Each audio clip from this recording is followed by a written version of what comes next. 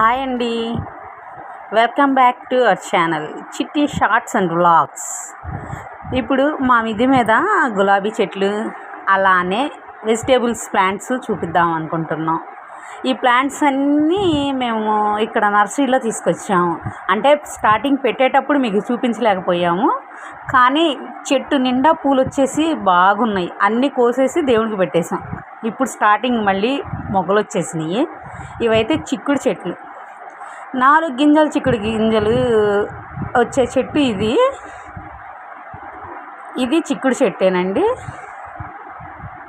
మొత్తం గోంగూర, చిక్కుడు చెట్లు అన్నీ బకెట్లో వేసుకున్నాం. గోరింటాకు అయితే మా ఇంట్లో సరిపోయిద్ది, చాలా వస్తుంది గోరింటాకు అయితే. బెండ చెట్లు, పాలకూర. ఇది వచ్చేసేటప్పటికి సెంటు మల్లెలండి, చాలా బాగా వస్తున్నాయి పూలు అయితే. నేను చిన్న బకెట్లో పెట్టినా కూడా మంచిగా వస్తున్నాయి.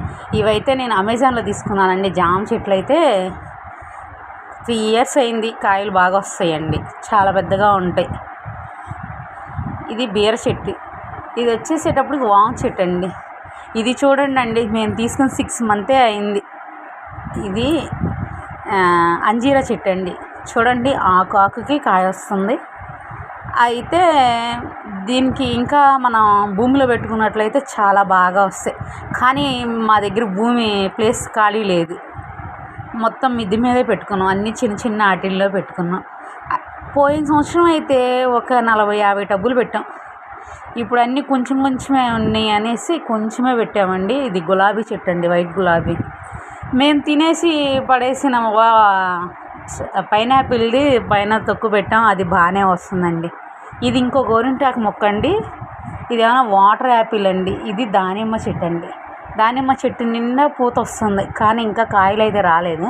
ఇవైతే పచ్చిమిరపకాయలు. ఇది ఆరెంజ్ కలర్ పచ్చిమిరపకాయలు అండి. ఇదేమైనా మామూలు గ్రీనే, ప్యారెట్ గ్రీన్లో వస్తుంది.